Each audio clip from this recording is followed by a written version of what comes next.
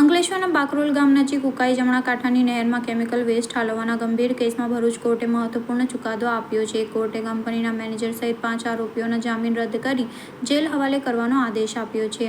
આ કેસમાં QV laboratory કંપનીના 2 માલિક સહિત 3 લોકો હજુ ફરાર છે. અંકલેશ્વર શહેર અને જીઆઈડીસીના 1 લાખથી પણ વધુ લોકોને પીવાનું પાણી પૂરું પાડતી ઉકાઈ નહેરમાં જોખમી કેમિકલ ઠાલવ્યું હતું. આ કારણે 3 દિવસ સુધી શહેર અને જીઆઈડીસીમાં પાણી પુરવઠો બંધ રાખવો પડ્યો હતો.